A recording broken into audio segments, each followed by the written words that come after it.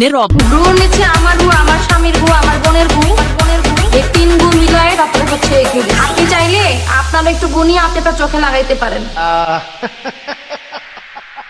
R you comedy me?